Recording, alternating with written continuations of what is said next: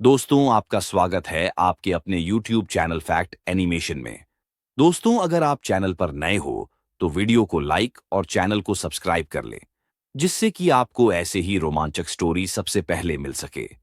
तो मित्रों, आज की कहानी है एक किसान और चालाक आदमी। बहुत समय पहले की बात है। एक छोटे से गांव में रामू नाम का एक किसान रहता था। रामू बचपन से ही अंधा था। उसकी आंखें थीं, लेकिन उनमें रोशनी नहीं थी। उसने कभी सूरज की किरणें, फूलों का रंग या आकाश की नीलिमा नहीं देखी थी। लेकिन रामू का हौसला बहुत ऊंचा था। वह दिन रात मेहनत करता था, अपने छोटे से खेत में हल चलाता, बैलों को संभालता और फसल उगाता। गांव के लोग रामू की ईमानदारी और परिश्रम के कायल थे, लेकिन कई बार कुछ लोग उसकी अंधता का फायदा भी उठाते थे। लेकिन रामू को भगवान में अटूट विश्वास था। वह कहता था, जिसका कोई नहीं, उसका भगवान है। उसका एक ही सपना था, अपनी जमीन पर इतना अनाज उगाना कि वह न सिर्फ खुद का पेट भर सके, बल्कि गांव के भूखे लोगों को भी खिला सके। एक दिन गांव में एक नया आदमी आया। उसका नाम था सुरेश। वह देखने में बहुत सभ्य और शिक्षित लगता था। उसकी चाल ढाल और बोलचाल से ऐसा लगता था जैसे वह किसी बड़े शहर से आया हो। लेकिन उसकी आंखों में कुछ और ही कहानी थी, लालच की, चालाकी की, धोखे की। सुरेश ने जल्दी ही गांव वालों से दोस्ती कर ली। वह मिठास से बातें करता और हर किसी की मदद करने का दिखावा करता। धीरे धीरे वह लोगों का भरोसा जीतने लगा। एक दिन सुरेश की नजर रामू के खेत पर पड़ी। खेत उपजाऊ था, पानी का अच्छा स्रोत था और रामू के कड़ी मेहनत से उसमें फसल भी लहलहा रही थी। लेकिन रामू अंधा था। सुरेश ने सोचा, इस अंधे किसान को तो मैं बहुत आसानी से बेवकूफ बना सकता हूं। इसकी जमीन भी मेरी और इसकी फसल भी। सुरेश ने रामू के पास जाकर दोस्ती की बात की। वह हर दिन उसके खेत पर आकर मदद करने लगा। कभी बैल को पानी पिलाता, कभी फसल की कटाई में हाथ बंटाता। रामू को लगा कि सुरेश एक नेक दिल इंसान है। कुछ महीने बीते। एक दिन सुरेश ने रामू से कहा, भाई, तुम्हारी जमीन की कागज कॉपी देखनी है। मैं कुछ मदद करना चाहता हूं, जिससे तुम्हें सरकारी सहायता मिल सके। रामू ने सुरेश पर आंख मूंद कर विश्वास किया और जमीन के सारे दस्तावेज उसे दे दिए। सुरेश ने उन कागजों का इस्तेमाल करके जमीन अपने नाम करवा ली।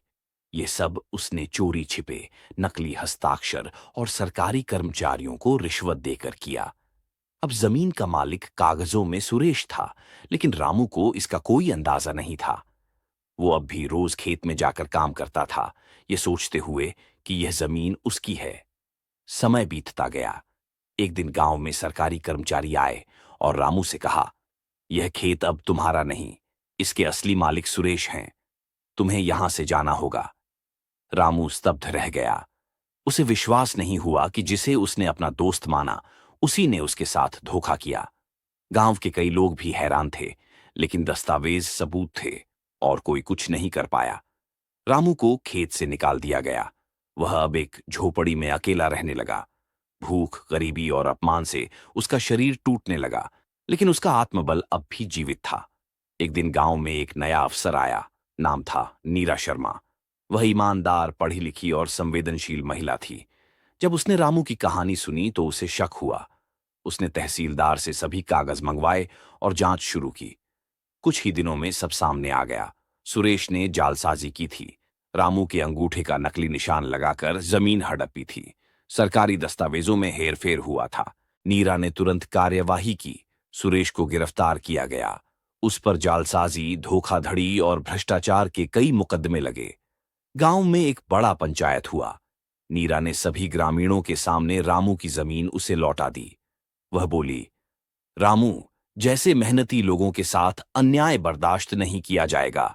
ये देश रामू जैसे किसानों की मेहनत पर खड़ा है, न कि सुरेश जैसे धोखेबाजों पर। गांव वालों ने तालियां बजाईं। रामू की आंखें तो नहीं थीं, लेकिन उसके चेहरे पर संतोष की मुस्कान थी। वह बोला, भगवान की लाठी में आवाज नहीं होती, लेकिन चोट जरूर लगती है। रामू को फिर से उसका खेत मिल गया। इस बार सरकार ने उसकी मदद की। बीज, खाद और एक सहायक भी दिया गया। गांव के युवा अब उससे खेती सीखने आने लगे। रामू ने अपने खेत का नाम रखा सत्यभूमि। वह अब सिर्फ किसान नहीं था, वह एक प्रेरणा बन चुका था। उसकी कहानी दूर दूर तक फैल गई। कई लोग मिलने आते और कहते, आपने हमें सिखाया कि सच्चाई और मेहनत की हमेशा जीत होती है। कहानी से सीख।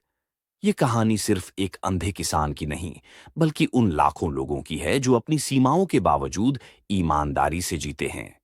ये कहानी हमें बताती है कि चाहे कोई कितनी भी चालाकी कर ले, एक न एक दिन सच्चाई सामने आ ही जाती है। रामू की आंखें नहीं थीं, लेकिन उसका हृदय रोशनी से भरा था। और सुरेश के पास आंखें थीं, लेकिन वह अंधा था, लालच और अहंकार से। जिसने सत्य का साथ छोड़ा वो हार गया, और जिसने धैर्य और ईमानदारी का साथ दिया उसे भगवान ने फिर से